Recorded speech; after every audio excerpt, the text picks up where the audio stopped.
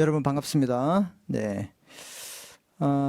오늘은 이제 우리 상법 총론 12주차 수업이 되겠습니다. 그죠, 여러분? 소리 이렇게 바릅니다. 바르고. 오늘은 여기 운송업에 대해서 우리가 이제 학습해 보도록 하겠습니다.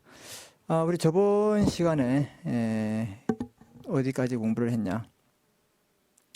여러분 이제 아시다시피 그 위탁매매상까지 공부했죠. 이 보조상 중에서 우리가 운선 주선인에 대한 내용은 우리가 하지 않았습니다.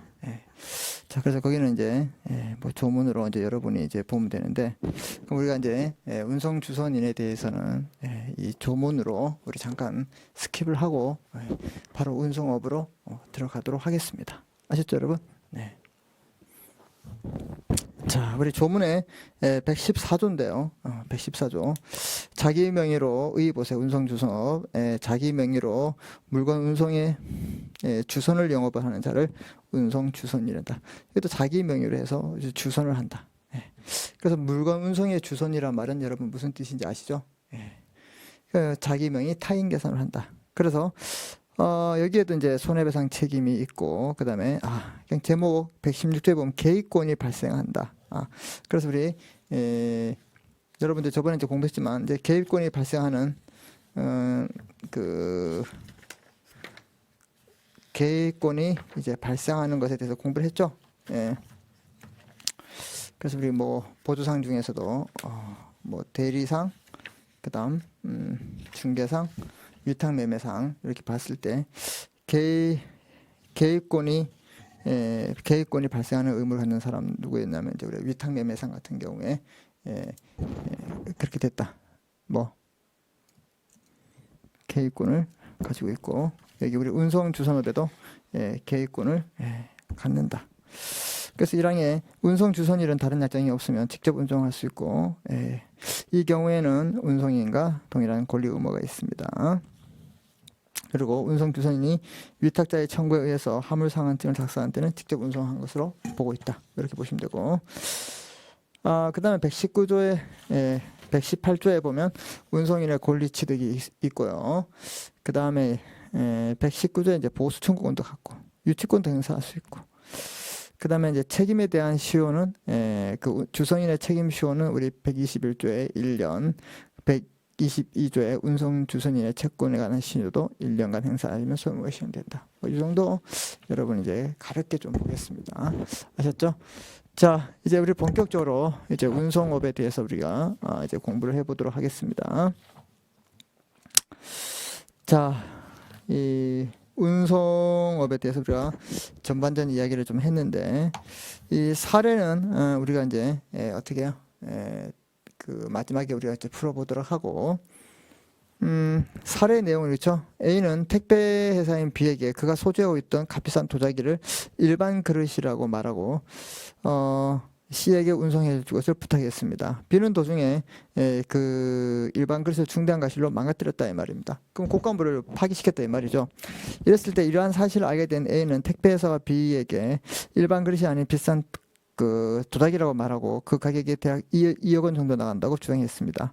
A가 B에게 2억 원의 주장을 청구할 수 있을 것인가? 이게 바로 이제 운송인의 손해배상 책임과 곡감에 대한 책임이 우리 논점이 된다. 이제 이걸 좀 여러분이 알아두시고, 자, 그럼 이제 운송업을 우리가 공부하는데, 운송업.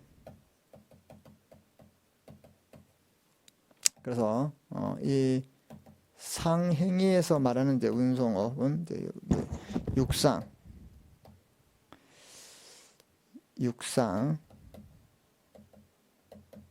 호천, 항만을 말하고 있습니다. 그래서 이 육상, 호천, 항만 이외에 또 해상도 있죠. 해상도 있고, 해상도 있고, 또 편이 또 잘 안 되고 있습니다.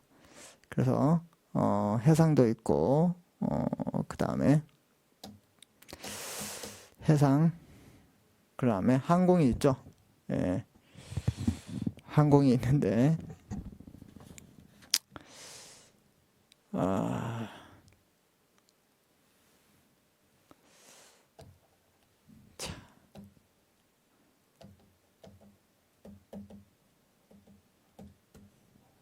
자, 해상항공은 여기에 포함시키지 않는다. 이걸 이해하시고. 그럼 여기에서 말하는 운송은 뭐냐? 우리가 공간적 이동을 우리 말하고 있다. 이 정도는 여러분 저번 시간에 말씀드렸기 때문에 알고 있을 거라고 보고 있습니다. 자, 이렇게 보시고, 자 보세요. 우리 18페이지 이제 오시면 이제 이런 내용이 나오네요. 운송이란 물건 동그라미 치시고 물건이나 사람. 그래서 이제 물건 운송이 있고 여객 운송이 있는 겁니다. 그래서 운송이란 물건이나 사람을 장소적으로 이동시키는 것을 말하고 있습니다. 그래서 상법은 영업으로 하는 물건 또는 여객의 운송을 인수합니다. 그래서 영업으로 해야 된다. 그래서 영업성을 가지고 있고 영업으로 하고 그 다음에 물건 또는 여객에 대해서 운송하는 것을 인수하는 사람을 우리가 기본적 상행위라고 하고 있습니다. 그래서 46조의 기본적 상행위에 우리가 운송업이 들어가 있다. 이렇게 보시면 되겠습니다. 자, 그래서 운송인의 의의를 보시면 이제 운송인의 개념이 있어요. 우리가 육상, 호천, 항만 이렇게 말씀드렸죠. 이렇게 육상, 호천, 항만을 말씀드렸는데 이런 육상, 호천, 이제 항만, 육상, 호천, 항만은 에서 이제 육상이란 지표에 한하지 않고 지중이나 이제 지상, 그래서 이제 우리 지중 땅 속에 있죠. 그럼 지하철로 그러죠. 지중철 이런 말을 안 쓴다 이 말입니다. 그래서 이렇게 지중 및 지상의 공간을 포함하는 외에 상법상 호천 항만도 포함시킨다. 이걸 우리가 이제 운송의 개념하고 운송인은 뭐냐? 이렇게 운송인은 육상이나 호천 항만에서 물건이나 여객의 운송을 영업으로 하는 자. 그래서 항공이나 우리 해상은 제외시킨다. 이거 아까 말씀드렸죠, 제가. 자, 이렇게 운송계약의 성질은 우리가 무슨 계약이라 하면 우리 운송계약은 도급계약이라 합니다. 도급. 일의 완성을 요하는 우리는 도급계약이다. 이거 여러분이 꼭 기억하시면 되겠습니다. 아셨죠? 자, 그 다음에 이제 이 수하인 우리가 A라는 사람이 또 이게 A라는 분이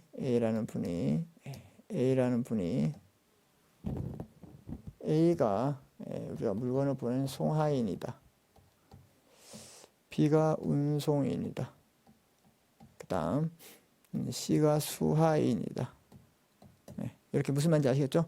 자, 이런 상태에서 이 송하인의 청구에 의해서 운송인은 이제 하물 상한증을 교부하고 그 다음 얘는 이제 인보이스라고 하물 명세서를 교부합니다.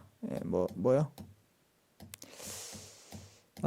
이게 또 하물 명세서. 자, 여러분 이제 지금 이제 칠판이 좀 이 오작동이 일어나가지고 하물 명세서 이렇게 됩니다. 그래서 이 수하인은 나중에 어떻게 해요? 이 하물 상한증을 갖게 됩니다. 그래서 여기에서 어떻게 우리 이제 뭐 하나은행,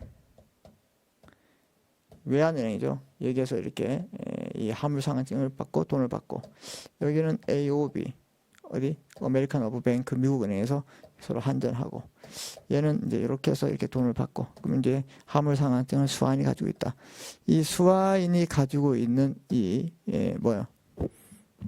하물 상한증 이랬을 때 이분의 지위가 어떻게 될 것인가? 이 운송의 당사자는 누구냐면 이렇게 송하인과 운송인이 이 당사자입니다. 운송 계약의 당사자는 송하인과 운송인이다. 무슨 말인지 아시겠죠? 자, 그런데 이 수하인 같은 경우는 이 지위가 점차적으로 단계적으로 발전합니다. 그래서 여러분들이 그런 걸 좀 알고 계시고, 자 보세요. 이제 수하인의 지위는 물건 운송에 있어서 권리 의무 보세요. 운송 계약의 당사자가 아니다.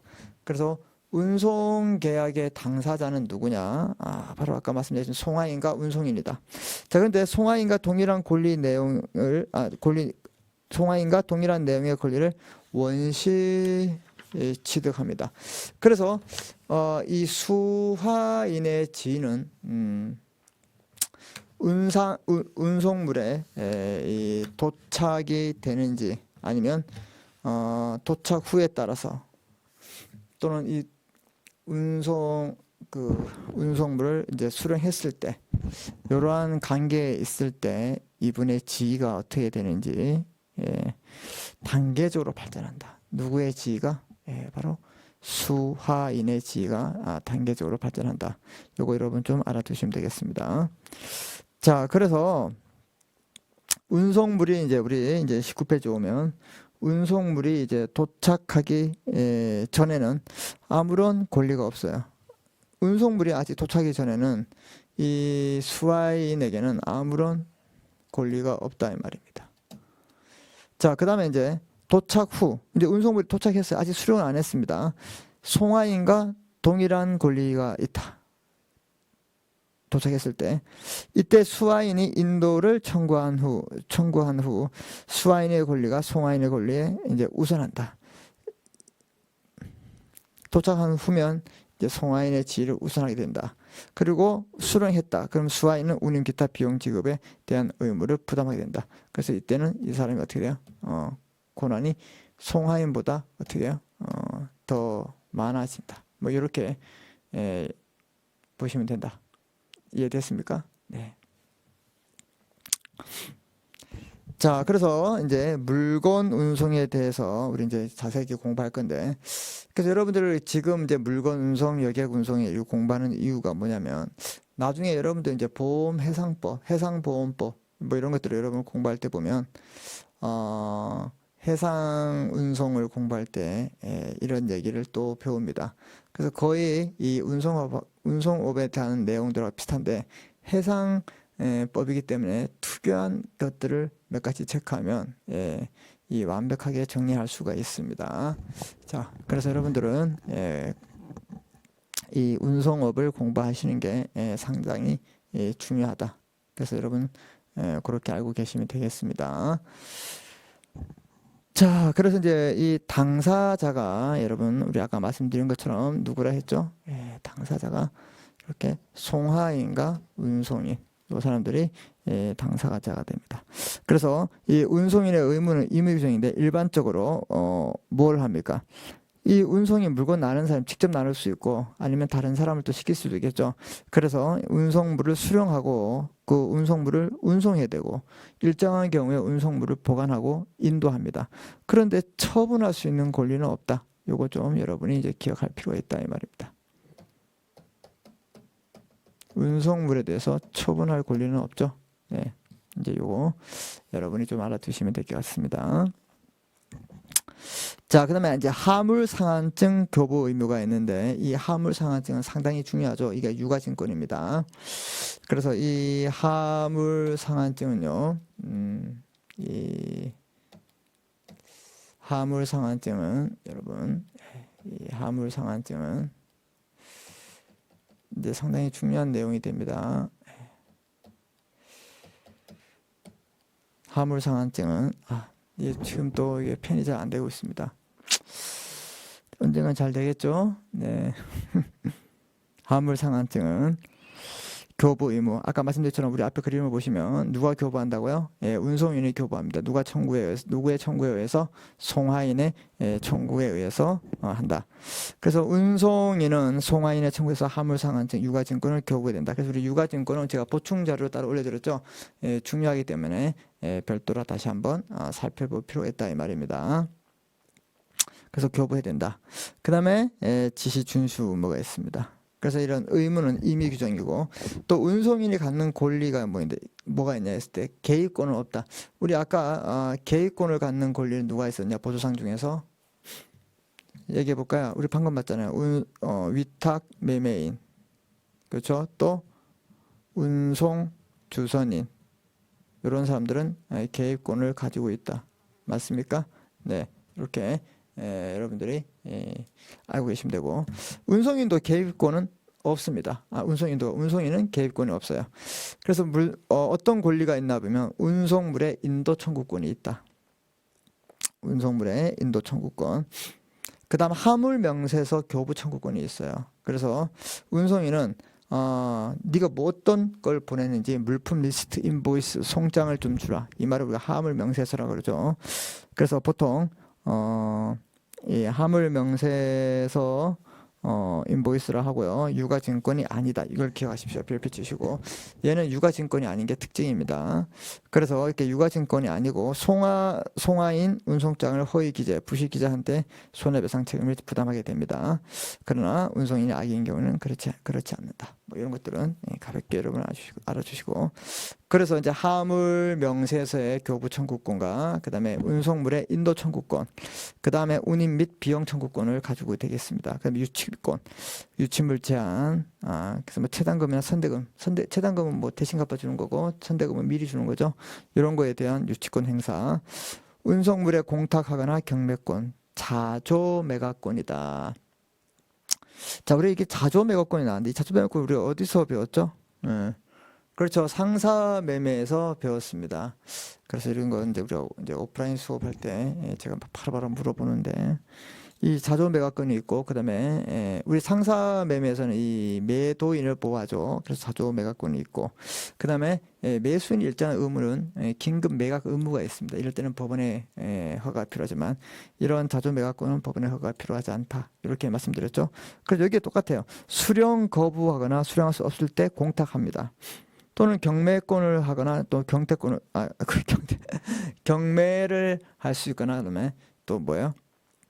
공탁할 수 있는 것을 어떻게 선택적으로 행사할 수 있다 이 말입니다. 민법 같은 경우는 안 됐을 때 하는 건데 얘들은 선택해서 할 수 있다. 상법이기 때문에 최고 불능 또는 운송물의 멸실, 훼손 염려가 있을 때 최고 없이 경매할 수 있는 그런 특징들이 있다. 이런 것들을 여러분 우리 상사 매매에서 우리가 공부했던 내용들이 거의 얼추 비슷하다 이렇게 보시면 되고, 자, 이 운송인의 권리에 대해서 언제까지 행사해야 되냐, 계속 가지고 있는 거 아니에요. 이런 권리들은 1년 이상의 소멸시효가 적용된다는 걸 여러분들이 한번 알아둘 필요가 있다 이 말입니다. 알겠습니까? 이런 것들은 여러분들이 좀 알아둘 필요가 있습니다.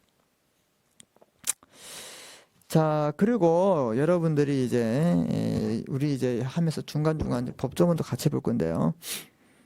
125조에 오시면 운송업이에요. 자, 육상, 호천, 항만 밑줄 치세요. 그럼 뭐가 안 된다? 해상이나 그 다음에 항공은 제외시킨다. 걔들은 왜 별도의 이제 편이 있잖아요. 제5편과 6편이 있기 때문에 여기서는 이제 육상이나 호천, 항만에 관한 동그라미 칩니다. 물건, 그 다음에 여객. 그래서 우리 이제 해상 같은 경우에 이런 물건을 우리가 계품 운송 이런 말 씁니다. 여기서는 여객을 영업을 하는 자를 운송인이라 한다. 이렇게 의의가 되어 있습니다. 그래서 우리 1절에 물건 운송인데요. 자, 물건 운송을 보세요. 자, 하물 명세서 보세요. 우리 인보이스, 그 다음에 물품 리스트를 했죠. 품목 리스트. 송화인은 운송인의 청구에 의해서 하물 명세서를 교부한다. 누가 한다? 자, 밑줄 칩니다. 송화인이 교부한다. 꼭 기억하시고. 그 다음에 이제 명세서에는 이러한 사항을 적는다. 이거는 뭐 여러분 모르셔도 됩니다. 자, 그 다음에 이제 하물 명세서의 허위 기재에 대한 책임 보세요. 1항, 송화인이 하물 명세서의 허위 또는 부족한 기재를 한 때에는 운송인에 대하여 이로 인해서 손해배상 책임을 당연히 부담하게 됩니다. 전항의 규정은 운송인이 악의인 경우에는 그러하지 아니하다. 우리 아까 봤죠? 네. 우리 운송인의 권리에서 봤습니다. 그럼 하물 상한증 발행 보세요. 1항 운송인은 송화인의 청구에 의하여 하물 상한증을 교부하여야 한다. 자, 그래서 운송인이 한다 이 말입니다. 그 운송인이 뭐예요? 보통 이제 뭐 하물에 관한 회사들, 그렇죠? 유통 물류업을 하는 회사들, 뭐 이런 회사들이 될 수 있겠죠? 뭐 택배 회사들, 큰 회사 이런 회사들.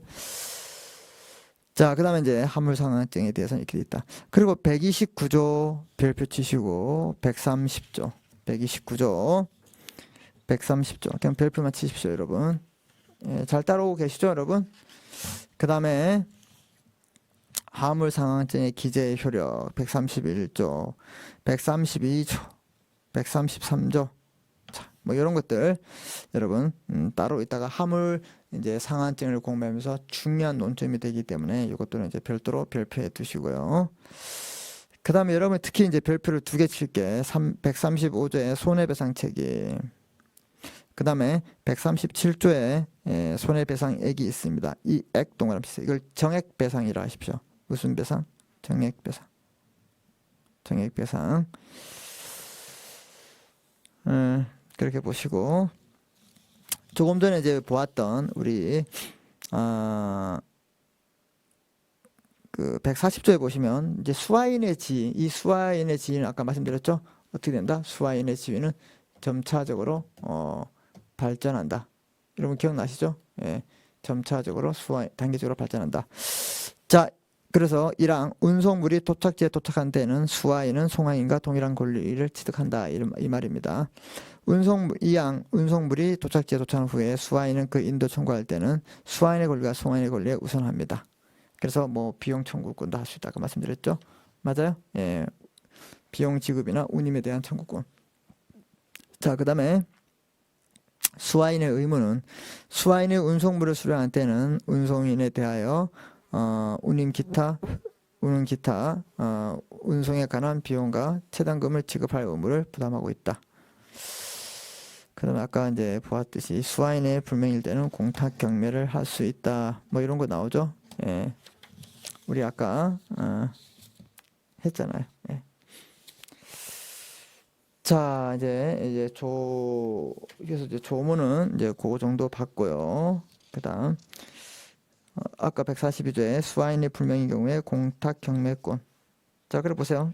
140조 1항 수화인을 알 수 없을 때는 운송물을 공탁할 수 있다. 아까 했죠? 네. 그다음에 1항의 경우 운송인은 송화인에 대해서 상당한 기한에서 운송물 처분에 대한 채굴을 하여도 그 기한 내에 하지 않았을 때는 경매도 할 수 있다. 운송인이 1항 및 2항의 규정에 의해서 운송물을 공탁 경매한 때는 지체 없이 송화에게 그 뜻을 발송해야 된다. 이렇게 보시면 됩니다. 그 다음에 143조 운송물의 수령 거부, 운송물이 불량의 경우 전조의 규정에 의해서, 전조는 뭐예요? 수화인의 불명 또는 공탁 경매권이죠. 수화인의 운송물의 수령을 거부하거나 수령할 수 없을 경우에 준용합니다. 2항 운송인은 경매를 하며 송화인에 대한 채구하기 전에 수화인에 대해서 상당한 기한을 정해서 운송물의 수령을 채구할 수 있다. 뭐 이렇게 보시면 됩니다.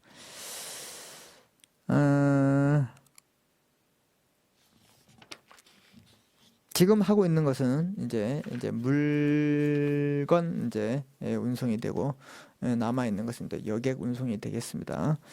자, 그다음에 이제 우리 이제 본론으로 다시 와서 19페이지에 오시면 여러분 19페이지에 오시면 뭐가 있냐? 물건 운송인의 손해배상 책임이 있습니다.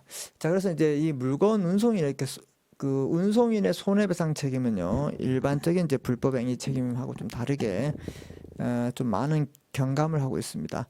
특히 해상에 관한 이제 운송 같은 경우에는 이 육상 운송보다가 더 경감하기 때문에, 왜 이런 것들을 책임을 가중시키면 수출이 되겠습니까, 여러분? 예, 그리고 택배 아저씨들이 일을 하겠습니까? 예, 그걸 기분 나쁘면 네가 해라. 뭐 이렇게 할 수도 있을 거 아니에요. 그래서 여기에 이제 경감하는 특징이 있고 해상에는 경감을 더 많이 한다. 뭐 이런 거 정도 여러분이 좀 알고 있으면 될 것 같습니다.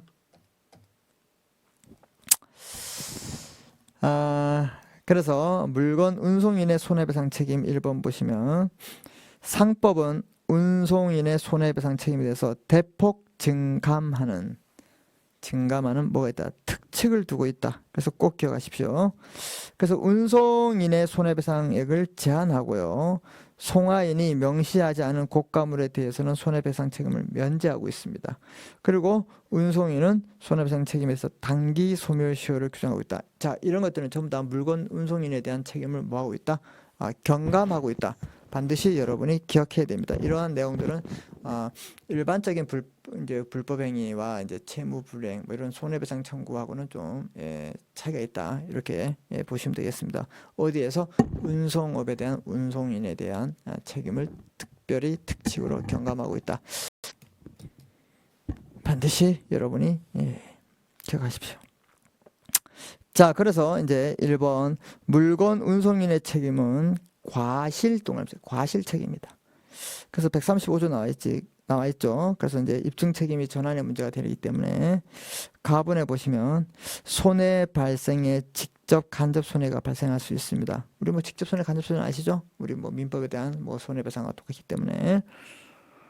그래서 A번에 보시면 운송물이 멸실됐다. 이렇게 운송인이 운신물을 멸실시켰다. 물리적 상실 소멸뿐만 아니라 운송물 존재는 하지만 권리자에게 인도할 수 없는 경우도 우리가 멸실했다. 내가 뭐 바다에서 사용할 수 있죠. 근데 아직도 안 왔다. 그럼 특별한 경우에는 이제 멸실로 볼 수도 있고. 자, 훼손됐다. 여러분들 뭐 시켰는데 물건이 이제 막 이제 포장이 찢겨져 있거나 막 내용물이 보이거나 이렇게 했을 때 기분이 상쾌해. 내가 뜯을 건 미리 뜯었어. 이렇게 운송인들이 참 친절하시네 막 이래요. 예? 이럴 수도 있구나. 아니면 기분이 좀 나쁩니까? 대다수 아마 나쁘겠죠. 그죠? 기분이 나빠서 뭐 어떻게 해요, 여러분. 뭐 화를 낼 수도 있고. 그건 여러분들이 알아서 하시고. 아시겠죠? 자, 그래서 훼손, 손상되거나 변질로, 특히 변질은 또 음식물 같은 게 그렇게 되겠죠. 예. 그래서 이제 손상이나 변질로 인해서 운송물의 가치가 감소된 경우에, 그다음 연착되었다. 연착은 이제 오늘 와야 되는데 오늘 안 왔고, 어제 와야 되는데 이틀 뒤에 왔고, 막 이랬을 때 여러분 또 기분이 또 상당히 좋지 않겠죠? 네. 자, 통상의 작업 일시에 인도하지 못한 경우에 연착이다. 그래서 이렇게 입증 책임을 져야 됩니다. 가실에 대한 입증 책임을 이제 송화인, 수화인이 진다 이 말이다. 너 왜 이렇게 안 왔냐? 왜 멸실했냐? 여기에 대한 입증 책임을 누가 지냐? 송화인이 진다. 운송인들의 가실이 있어야 됩니다. 그래서 이렇게 됐을 때 손해배상 청구 누가 해요? 운송인이 합니까? 송화인이 합니까? 당연히 송화인이 하게 된다 이 말입니다. 그래서 우리 이런 내용을 이제 봤기 때문에 우리 이제 135조를 보십시오. 손해배상 책임. 자, 운송인은 자기 또는 운송 주선인이나 사용인 아시죠? 예. 그 밖에 운송을 위해서 사용한 자가 운송물의 수령, 인도, 보관 및 운송에 관해서 주의를 게을리하지 아니했음을 증명하지 아니하며, 난 최선을 다했다, 이런 걸 증명하지 아니하면 운송물의 멸실, 훼손, 연착으로 인한 손해배상 책임이 있다. 알겠습니까?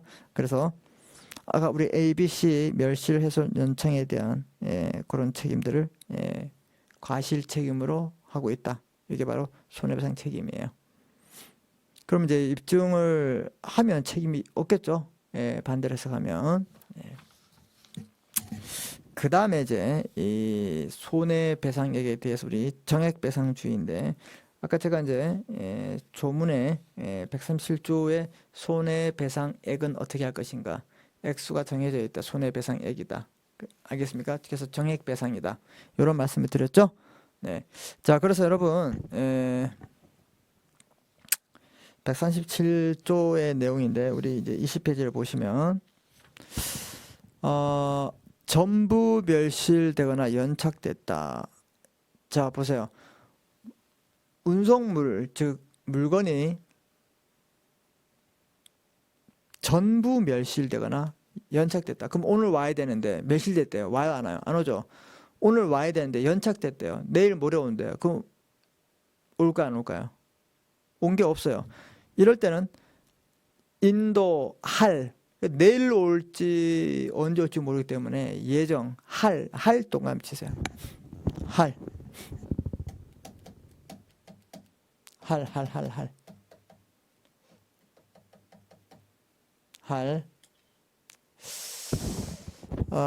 이게 지금 또 안 되고 있습니다, 여러분. 좀 이게 또 쉬는 타임에 또 고쳐봐야 되겠네요. 자, 그래서 이제 여러분 이제 생각해 보시면 오늘 와야 되고 오늘 와야 될 게 다 멸실됐다. 그러면 뭐 올 게 있습니까? 없습니까? 없죠. 이럴 때 그 인도할 날의 도착지 가격으로 우리가 액을 손해배상을 하면 되고, 그 다음에 일부 멸실되거나 훼손됐어요. 그래서 이때는 뭐 오늘 올 게 있어요, 없어요? 훼손되거나 일부가 멸시되거나, 그럼 일부가 멸시되면 일부는 있어요, 없어요? 일부가 있죠. 그 다음에 훼손되면 찍기든 말든 원래 물건이 있을까요, 없을까요? 그렇죠. 있다 이 말입니다. 있다고. 네. 그래서 있기 때문에 여러분들이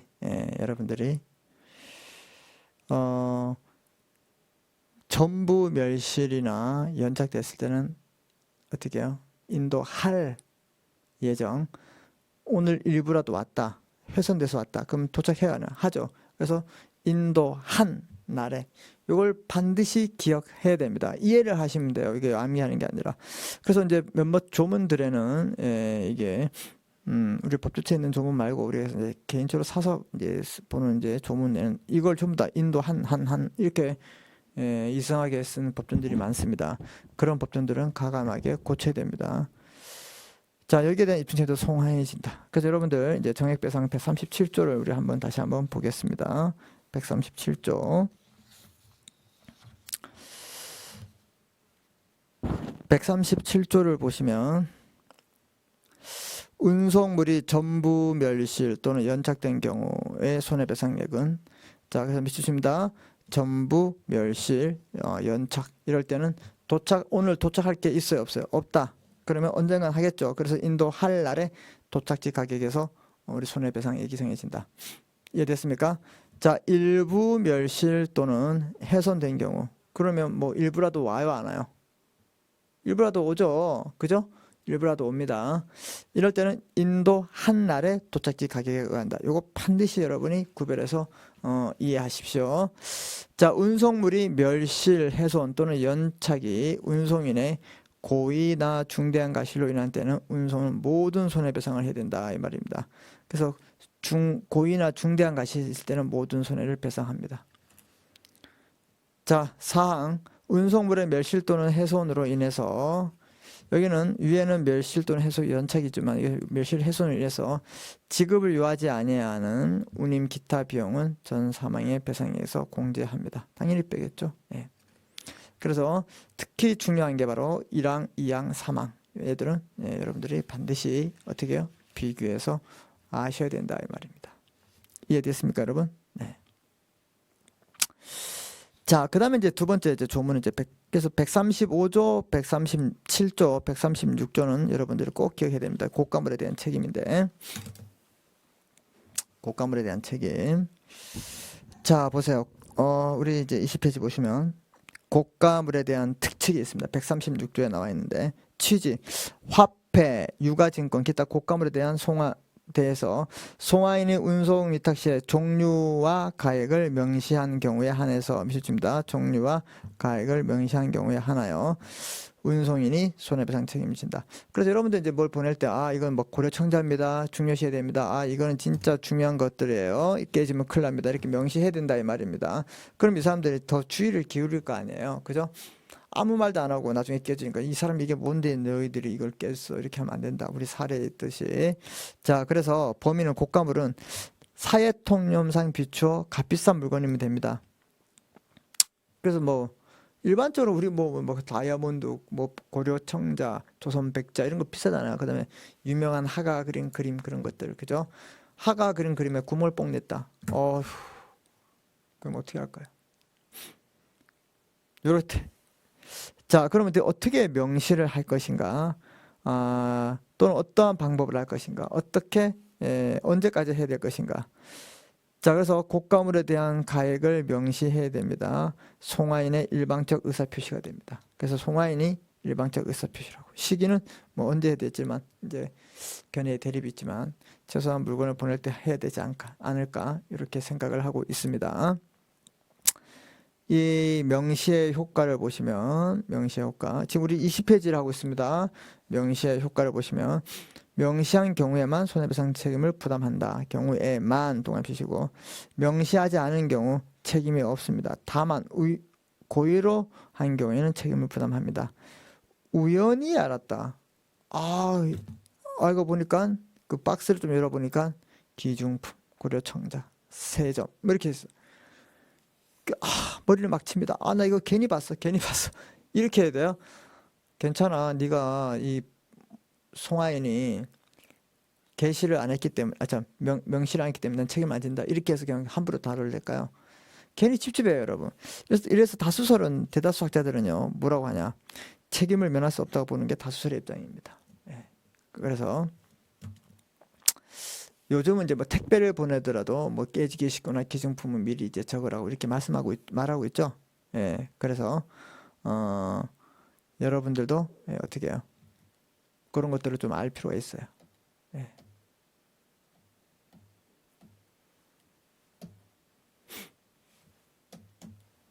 아직도 펜이 안 되고 있습니다. 자, 여러분, 그 다음에 이제 물건 운송에, 우리 조문을 보십시오. 136조를 보시면, 화폐, 유가증권, 기타 고가물에 대해서 송하인은 운송을 위탁할 때, 위탁 시 그 종류와 가액을 명시하는 경우에 한해서 손해배상 책임입니다. 그 고가물 때는 뭐고, 내용이 뭐고 이렇게 명시해야 된다. 알겠습니까? 우연히 알았을 때는 어떻게 된다? 우리 다수설은 책임을 부담한다. 이게 바로 고가물에 대한 책임이다. 요거까지 공부했습니다. 자, 물건 운송인의 책임의 소멸이 있는데 유보 없이 수령한 경우 가능하고 운송인들의 악의는 안 된다 이 말입니다. 우리 146조인데 그 다음에 이제 장기 소멸 시효는 이제 운송호에 대해서는 1년이다. 요거 좀 기억하십시오. 1년짜리다. 그래서 이제 그 손해배상에 대해서 계약 책임인가, 이게 불법행위 책임인가, 이게 청구권.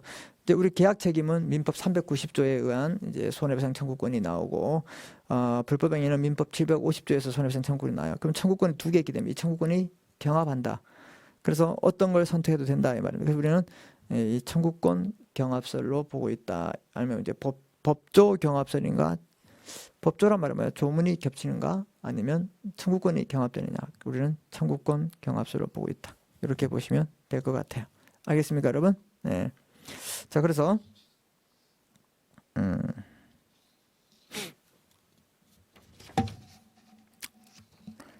146조 운송인의 책임 소멸 보세요. 1항 운송인의 책임은 수화인 또는 화물상환증 소지인이 유보 없이 운송물을 수령하고 운임 기타 비용을 지급한 때 소멸합니다. 그러나 운송물에서 즉시 발견할 수 없는 훼손 또는 일부 멸실이 있을 때는 2주간 그 통지를 발송하면 그러하지 아니하고 있습니다. 그 다음에 운송인 또는 사용인이 악의인 경우는 적용하지 않는다. 뭐 이렇게 여러분이 보시면 되겠어요. 자, 그래서 여기까지가 이제 물건 운송에 대한 내용이고요. 이제 여객 운송과 이제 화물 상환증에 대한 내용은 우리가 좀 쉬었다가 계속 하도록 하겠습니다. 아셨죠, 여러분? 네, 좀 쉬었다가 하겠습니다.